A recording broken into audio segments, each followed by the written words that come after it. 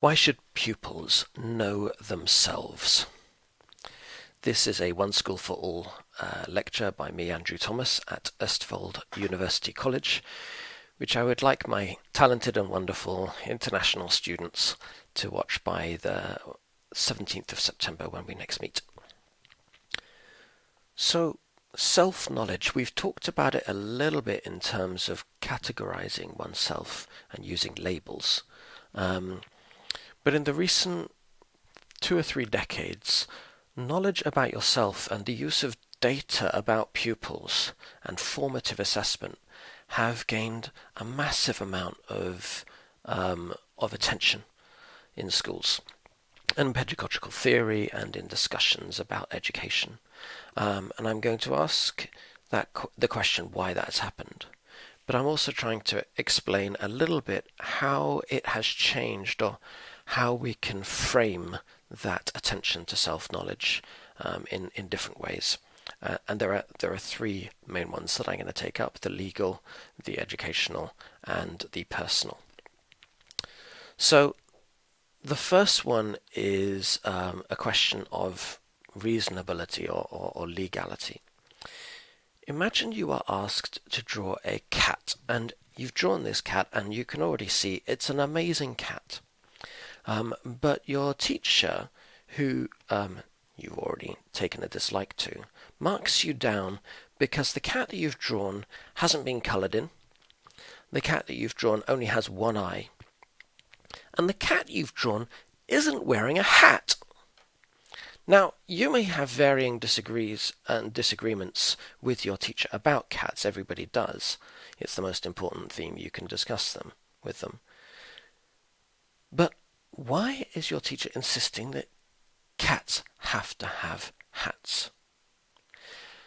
And although this feels like an unrealistic example, this is the experience of children in schools. Every week there will be children all over the world asking, all right, I can see that I haven't written the ideal essay, but why did you require this of me? Why didn't you tell me before that you wanted a cat with a hat? So when pupils receive feedback, one of their experiences, yes, I can see I need to work on this aspect of my academic performance. But another experience is, yeah, but you didn't tell me that this is what you wanted. You only told me you wanted a cat. You didn't tell me about the hat. And this has developed into a feeling of injustice in education. That teachers need not only to say this is what pupils need to improve on, but they need to be completely clear in how they assess their pupils. And this formation, this practice of telling pupils how they're going to assess them, assessing them before the final assessment, and spending a lot of time assessing the pupils as part of their daily practice, as part of their lesson, and saying this was good, this was bad, has become an important part of education. And it's a question of justice. Pupils need to know what the exam is going to assess them on.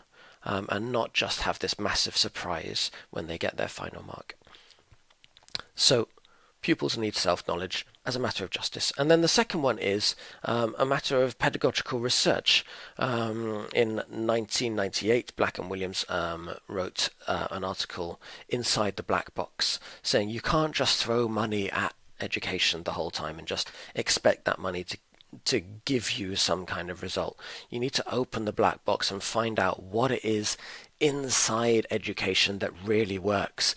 And then they pointed out that what you find inside is assessment.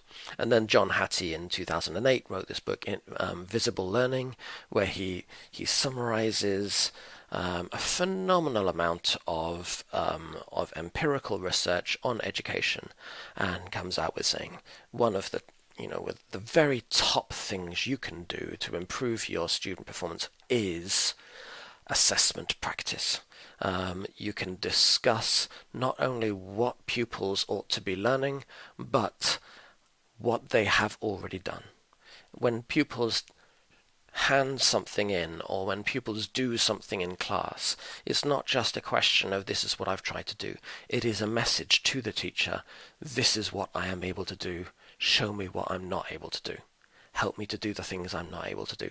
And discussing pupils' work after they've done it is an extremely important aspect of how we educate pupils. So how do we move forward? Black and Williams say this about education. Self-assessment by pupils, far from being a luxury, is in fact an essential component of formative assessment. When anyone is trying to learn, feedback about the effort has three elements: recognition of the desired goal, evidence about present position, and some understanding of a way to close the gap between the two. All three must be understood to some degree by anyone before he or she can take action to improve learning. So notice the first thing, the recognition of the desired goal. It's important that pupils know, just like we said with the justice screen, already that we are clear about where we're going. We are learning not only how to draw cats, but how to draw cats with hats. And then evidence about the present position is a discussion of what pupils have done based on what they've able to do. They're able to draw cats. They're struggling with hats. And then how they can do it, so this is a future thing. That means we need to design some lessons in the future after the assessment event, and close that gap between what pupils are able to do and what they're unable to do. Now notice that it is unclear from this statement who Black and Williams are actually talking about. They say self-assessment, but these are three crucial aspects of what teachers say to pupils. But it's also a crucial aspect of what pupils say to themselves, of their self-talk. Pupils need to be able to do themselves some kind of assessment and say, oh, well, I was meant to be doing this.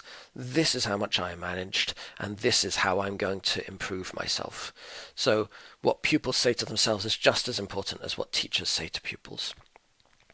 So both of these are extremely important for assessment practice. But notice also, Black and Williams point out that it's a matter of learning to relate to reality. It's not just a matter of being polite or nice to pupils or affirming of pupils or whatever, and saying, oh, you need to be positive with your feedback. That is what a lot of people have heard from their research, but what they're saying is pupils need to learn to relate to reality.